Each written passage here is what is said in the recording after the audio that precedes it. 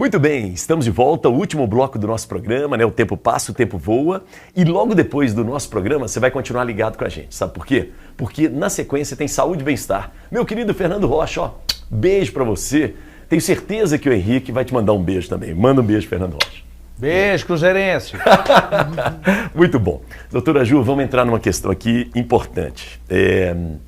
Adolescentes hoje costumam fazer opções, né, da sua sexualidade com muita autonomia.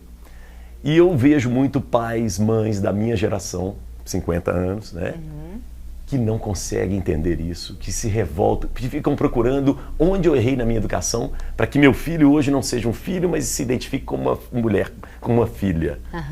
O que a gente pode falar disso? Que é uma coisa difícil, mas assim, tá rolando. Tá rolando. Eu adoro falar sobre isso. Na verdade, não é opção, é orientação. Em todo o reino animal existe a orientação sexual homossexual, bissexual e assexual e heterossexual. A gente, infelizmente, está numa sociedade heteronormativa, em famílias heteronormativas. Isso tem matado muitas crianças e adolescentes, né? Nós descobrimos a nossa orientação sexual ao longo da nossa vida. E a gente, normalmente, eu falo assim, criança não namora. Então, isso é muito importante criança deixar não tá claro. Muito aí para isso, não? Criança não namora, o que vem, às vezes, é uma repressão. Ou e aí eu acabo indo para um lado ou para o outro, mas aos 14 anos, a gente já tem uma ideia de qual é a nossa orientação de afeto, desejo e amor. Né? Então as pessoas amam e existe toda essa diversidade e essa diversidade ela precisa ser olhada, né? Porque estamos excluindo existências. Quando a gente exclui existências, a gente fere seres humanos e quando a gente fere seres humanos, a gente está correndo um risco muito sério, né? Porque a gente marginaliza o outro. Existe também a questão da transexualidade, dos transgêneros, e eu sempre digo com muita propriedade e com muita tranquilidade, porque é o meu dia a dia do consultório, é a minha vivência.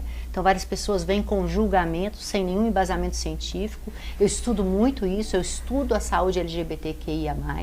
Então eu estou no dia a dia com esses adolescentes e eu afirmo sempre para as mães, não é modinha, sempre teve. Sempre foi assim. Enquanto natureza é natureza, né? A gente tem uma estatística aí de que 10 a 12% das pessoas tenham uma orientação de afeto homossexual ou bissexual. Então o que falta para nós, que viemos da educação tradicional, que vivemos numa caixinha muito estreita, né? A nossa vida foi toda muito estreitinha, a gente não... Porque o medo de você ser livre, né? Nós nascemos para ser livres em todos os aspectos. Só que o medo, a educação tradicional, ela te educa através do medo. E é o medo mesmo para você não sair daquele... Então o que eu falo com os pais? Quando que você consegue ampliar? Quanto que você consegue celebrar a vida do seu filho? Porque até quando eu não permito, quando eu não aceito que minha filha fale que é lésbica, que meu filho fale que é gay, o que isso conta de mim? Porque isso não conta sobre eles, isso conta sobre a minha vida. Por que incomoda tanto, né? Porque eu não dou conta disso. Por que incomoda tanto? Aí os pais sempre dizem, mas é porque o mundo é muito cruel. Porque o mundo é muito violento. Sim, mas é muito mais violento quando você não tem um porto seguro. É muito mais violento e eu tenho certeza absoluta disso. Os meninos e as meninas chegam para mim e falam assim, doutora Ju, eu não tenho medo de nada porque minha mãe me celebra, minha mãe me aceita. Eu não gosto de falar aceitação, eu gosto de falar celebração. Sim. Legal. Porque aceitação parece uma coisa assim, engulo, entendeu? Eu engulo, eu aceito. E não é sobre isso. Só que a gente está vivendo uma coisa muito... Eu fico com muito medo dessa polarização que estamos vivendo hoje, sabe? Então, primeiro os filhos cada vez mais atentos a isso. Sim, eu gosto, sim, eu amo, sim, eu me aceito, sim, eu quero me impor. Eu quero me colocar. Por mais que minha mãe e meu pai digam que isso é pecado, que isso é um problema, eu quero que isso está errado. Sou eu. Então, é muito difícil. Você consegue controlar comportamentos, mas você não consegue controlar desejo e amor. Desejo e amor você não consegue controlar, isso é da natureza humana. Então por isso que eu quis começar falando que existe em toda a natureza. Então a gente tem uma referência na minha escola, um dos pilares é o desenho original do ser humano, O outro pilar é a ciência do desenvolvimento humano, falando de neurociência e ciências do trauma. O apego seguro, que é essa relação maravilhosa que a gente deveria ter com o nosso cuidador primário. Então eu vou buscar em todos os meus iguais a relação de apego seguro. Eu não vou buscar uma relação abusiva. Eu não vou estar com uma pessoa que me trata mal, que me diminui. Porque minha mãe não fazia isso, meu pai não fazia isso. Então, eu não reconheço esse lugar. Eu não sinto segurança apanhando. Eu não sinto segurança com a pessoa me olhando como se eu não fosse nada. Eu sinto segurança quando eu estou com uma pessoa que me ama, que me dá valor, que me celebra. Então, é muito importante a gente sempre falar dessa relação maravilhosa. E a gente estudou apego seguro em 1950. E agora a neurociência, com a ciência do cérebro, com ressonância magnética, mostra é verdade. O apego seguro é a relação que a gente deveria ter com os nossos filhos para que eles tenham no futuro relações seguras. E o último pilar é a inteligência emocional, não a banalizada por aí. Tá. Inteligência emocional não é essa banalizada por aí. Inteligência emocional é muito mais que isso. Tem a ver com corregulação, tem a ver com isso que eu estou dizendo, de autorregulação, de regulação e é que a gente fala assim, existia uma criança Juliana, existia uma adolescente Juliana. Contaram uma história sobre ela.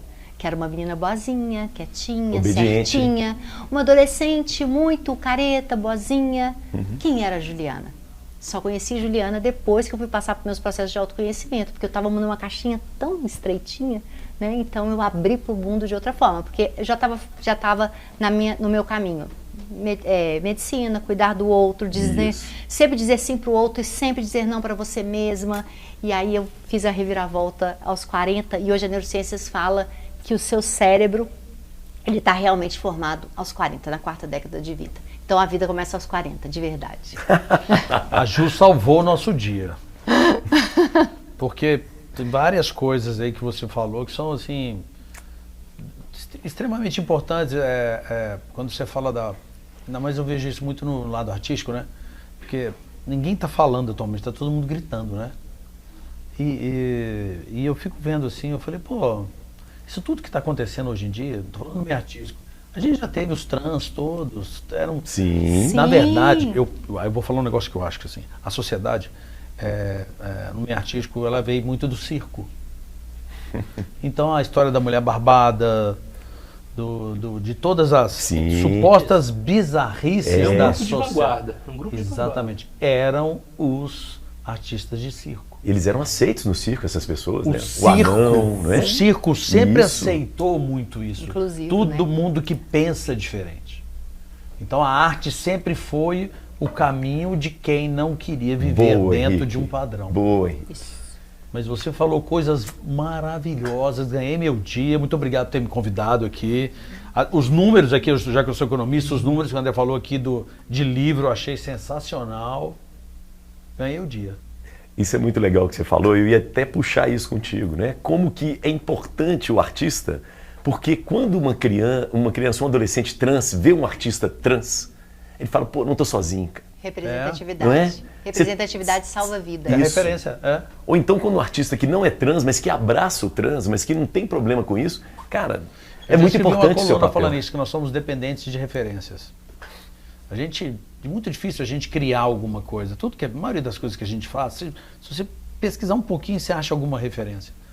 E esses heróis, né? Quando eu falo assim, Elco Maravilha, Rogéria, todo mundo que representou Ney Mato Grosso, sensacional. Ninguém questionava Ney Mato Grosso. Então, assim, o mundo artístico aceita e a sociedade aceita quando ele se posiciona como artista. Boa. Então eu falo que a gente aprende muito, sendo artista, a entender isso. E não precisa necessariamente gritar. Né? Acho que, muito interessante que você falou sobre a natureza de uma forma geral, né? Da bissexualidade, de todas essas vontades. E eu vejo muito assim, que existe uma repressão, porque pensou diferente incomoda. Aí a gente vai voltar lá no mito da caverna de Platão. Né? Pensou diferente, incomoda. Se incomoda, reprime, adoece. Exato. Aí vem o ciclo. Explode, uma hora explode isso.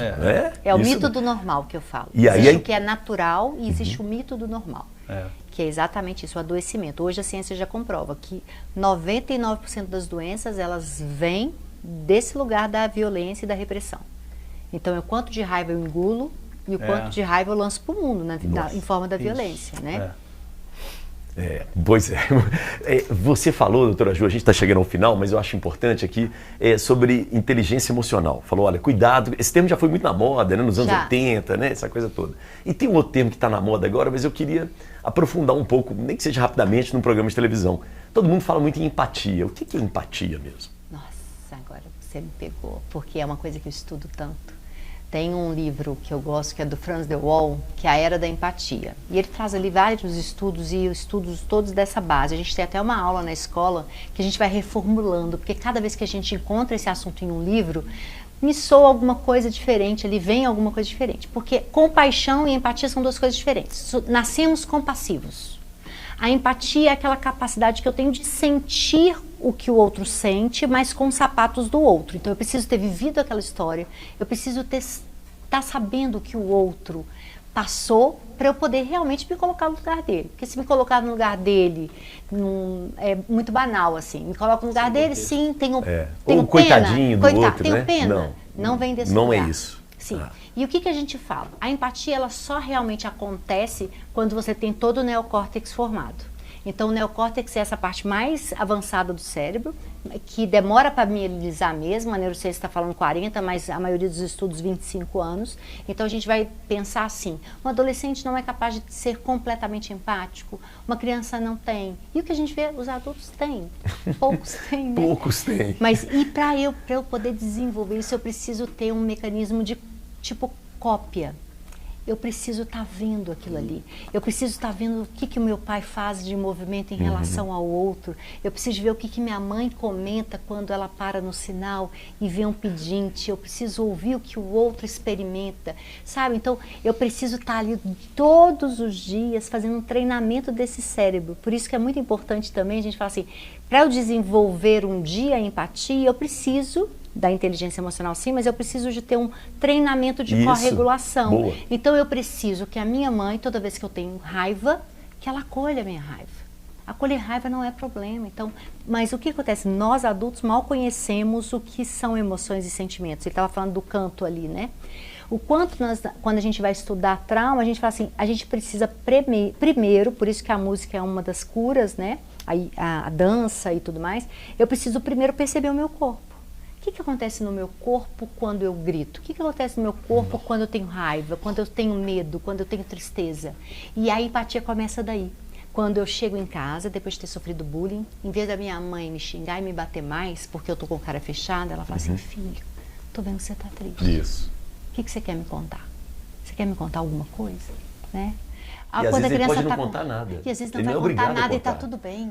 Mas ele tem que saber que você tá ali com ele. Eu tô ali. Se o bicho pegar, eu tô Na aqui. raiva, ele bateu na porta do quarto, porque quando a criança tá com raiva, você pode pegar e acolher e trazer essa criança pro seu colo e falar assim, filho, você tá sentindo seu coraçãozinho disparado? Isso é raiva. A mamãe tá aqui, eu tô te dando segurança. Mas quando o adolescente chega em casa, ele bate a porta. Bate a porta. E aí a gente fica com raiva, aí a gente sente no nosso corpo e a gente revida, como se fosse uma criança, É o barulho, né? Que o Henrique falou, né? Sim, Vira um e aí eu posso barulhento, simplesmente né? bater ele na porta e ficar ali. Filho, eu tô vendo que você tá com raiva, eu tô aqui na porta, eu tô te esperando pra gente bater um papo, né? Porque a gente ele não tem capacidade de se acalmar sozinho, a gente só tem capacidade de se acalmar com o outro. Tá. Doutora Ju, desculpa, assim, a gente está chegando ao final, mas um dia que eu não consegui ter essa calma, eu também devo me retirar, falar assim, pô, já que eu não posso ficar na porta. Volta no quarteirão. Pois é, se eu não posso ficar na porta esperando, em vez de ficar brigando, é melhor eu também ficar na minha, assim, No início, sim. No início, a gente vai fazer um treinamento vagal, que é isso que eu falo. Esse treinamento. Então, no começo eu não consigo, vou respirar. Eu tenho uma âncora poderosa que é a respiração. Então, a expiração profunda te leva para esse lugar de relaxamento, de pertencimento. Se você não consegue, sim, mas não é para chegar, a criança fazer alguma coisa e ficar assim. Porque a criança vai achar que ela é né? Você tá nervoso? É. Lógico que eu tô nervoso, você tá vendo? Aí começa a gritaria de novo. É o mundo barulhento que porque o Henrique falou. Isso aí é de maturidade emocional que nós não temos, né? Porque nós não fomos treinados. Isso. Então, os nossos filhos estão com raiva, não é sobre nós, é sobre ele. Isso. Né? Então, eu preciso funcionar como um adulto que acolhe, não um adulto que se sente ferido e pronto, bate de frente. Duas crianças dentro de casa. Duas crianças dentro de casa. Os exemplos que a gente usou, a gente acabou mais conversando um pouco mais da educação positiva na fase adolescente, Na primeira infância, na infância, na pré-adolescência também é importante? Também é útil? Muito importante, muito importante. Eu começo a atender as pessoas no consultório, porque eu já atendo pai e mãe lá. Vai pai e a mãe, às vezes vai a criança também, mas geralmente o pai e a mãe. E eles, às vezes, grávidos. Eles vão grávidos no meu consultório. E é maravilhoso. O conhecimento dessa área. Porque aí já começa a... Porque a gente estuda para tudo nessa vida, Muito né? bom. A gente não vai escalar o Everest despreparado. Você falou um negócio muito interessante. Eu tenho filhas gêmeas, né? E gêmeas idênticas. E a gente, na época, no meu primeiro casamento, a gente teve que antecipar o parto delas, porque uma estava crescendo muito mais do que a outra. Essa que é menor, que era menor, ela luta desde o útero. Sim. Ela luta Bonito a isso. vida Bonito. inteira. Ela sabe lutar, ela luta, porque ela teve que lutar no útero. Aí tem toda uma explicação científica também que a gente precisava de mais umas 3 horas. Porque geralmente isso acontece, né, nas irmãs gêmeas. Então tem aquela que vai ficar mais resiliente ali em alguns momentos, né? E o quanto essa criança que parece mais resiliente, que luta muito, precisa ainda mais do nosso colo, ainda mais do nosso acolhimento, né? Gente, chegamos ao final. É isso, eu tive uma... Tipo, quanto que é a Nossa, consulta, né? Muito legal, muito legal. Muito bacana. Henrique, obrigado pela presença. Obrigado mais pelo uma vez, convite, viu? 2 pessoas sensacionais aqui do lado. Isso é uma aula. E fala lá, Conexão Você quer tocar no Empresarial, Conexão ano que Empresarial vem, 2024. Exatamente. Isso aí. Você só veio aqui para poder falar isso. Isso, exatamente. Henrique, como é que a gente te encontra nas redes sociais? Pode procurar Henrique Portugal ou AH Portugal, Tá bom. porque eu sou Antônio Henrique Portugal. Muito bom. Obrigado pela possibilidade do diálogo, da Escutem abertura minhas ao diálogo. músicas, estão todas disponíveis, seja no Isso. YouTube, nas plataformas de streaming. Leiam minha coluna no estado de Minas. E é isso. Tá bom. Obrigado, viu? Prazer. Muito bacana. André, contatos com vocês na leitura, como é que a gente faz? A gente tem nas mídias sociais também, o @livraria leitura, nas principais mídias, pode ir por lá. O que eu queria mesmo é convidar todos a visitar uma loja. Isso. Né, a visitar loja uma das física, nossas né? livrarias. Essa experiência. Gastar tempo lá, folheando os livros, fique à vontade.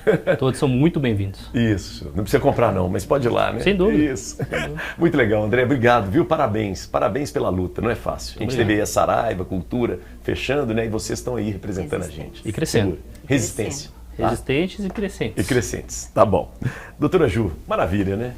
Obrigado Maravilha. mais uma vez pela Obrigada disponibilidade. Obrigada eu. Assim, né? Juliana Franco Pediatra, Escola da Educação Positiva, são os 2 Instagrams meus. Eu estou com uma turma aí formando agora de 600 alunos na área da educação, na área da médica, e mães que resolveram mudar de carreira e se tornarem educadores parentais também. Então a gente está abrindo uma nova turma, tem um congresso internacional com palestrantes internacionais em São Paulo, falando sobre trauma, sobre educação de filhos, vai ser dia 2, 3 e 4 de novembro. Muito bom. Então tem muitos projetos aí. E vamos chamar os homens, né? Os pais, os Vamos. homens para participar Sim, também, com né? Para certeza. se educar Com positivamente. certeza. Tá bom. Gente, muito obrigado, viu? Valeu demais. Parabéns. Muito bacana. Chegamos ao final do nosso programa e com certeza os horizontes se abriram, né? Porque tudo ali, né, o tempo inteiro, os 3 dialogaram muito bem. Né? O Henrique falou, olha, eu sou um leitor voraz, né? Temos ali a leitura com o André, né? E o tempo inteiro, né, a doutora Ju citando livros, né, estudos e por aí vai. Tá bom? Ó, beijo para quem é de beijo, abraço para quem é de abraço e eu sobrei. Valeu. Obrigado.